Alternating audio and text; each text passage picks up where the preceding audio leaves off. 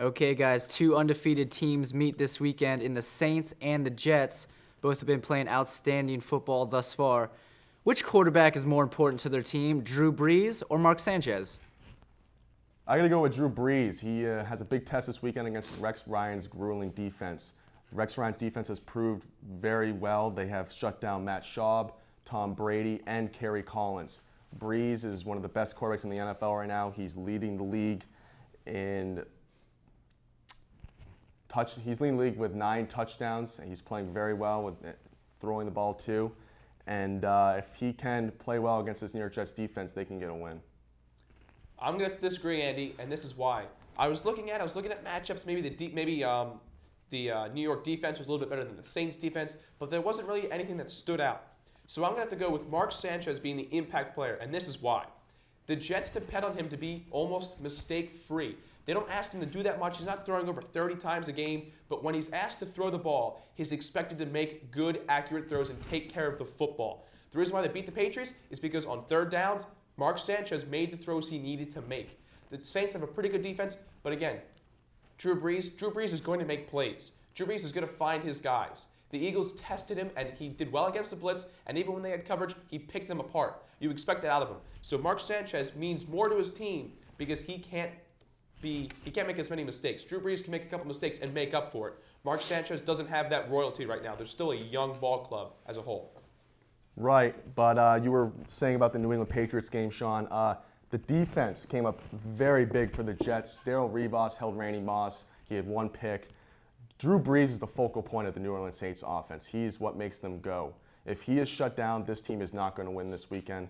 Mark Sanchez has that defense by his side. And it's just like the Pittsburgh Steelers, I believe. The Steelers' defense was #1 in the league last year, and they won the Super Bowl. Ben Roethlisberger did his part. But Drew Brees needs to come up big for this team to win. Again, I don't agree with you there, Andy. The Eagles' defense, when they played the Saints, he made them look silly, just to be honest. It wasn't the same defense. When the Eagles' offense made mistakes, when they fumbled the ball and gave the Saints the ball, it's not like he settled for 3. They got 7. The very next possession, guess what? Costly interception by Kevin Kolb. There you go. There's 14 points right there that Drew Brees did. You give him any opportunity, he will burn you for 7. He's not settling for field goals. He's going for 7 every time, and he's most likely going to get it. If Mark Sanchez makes mistakes, I don't care how good that defense is. Right now, Drew Brees doesn't care who the defense is. He's going to take advantage of every opportunity that he has, and he's proven that so far. Yeah, Sean, but if you don't expect Drew Brees to win this game against the New York Jets defense, who do you think is going to beat them? Mark Sanchez. His timely decisions and his accuracy is going to help them. They have a solid running game, and yes, their defense is good, but he needs to be doing what he's been doing, keeping the ball safe. Now, guys, out of these sad 7 teams that are still without a victory in the NFL so far, which team this upcoming weekend is most likely to get the first win and why? I got to go with the Tennessee Titans. They've had 3 very unfortunate losses to start off the season. This is their game coming against the Jacksonville Jaguars. Their defense, although they miss Albert Haynesworth, it's clearly showing they can get the job done. I think they're going to win it. I don't like that at all. It's at Jacksonville, Tennessee. They have been struggling. They're obviously not the same team as last year. But Jacksonville is a team that's been around, has been talked about a lot in the past few years, and they're looking for a big win. And to put Tennessee 0-4, I think they would really love to do that. So I'm going to go with Tampa Bay is going to get the win at Washington. Washington has looked pathetic to say the least. They can't score at all. They can't do well at all. Tampa Bay, they're not impressing me either. But Tampa Bay, I feel, has a little bit more confidence. They're going to have a new quarterback in there, so that does kind of bring some unbalance. But Washington, they have the tools they need, and they haven't been getting it done.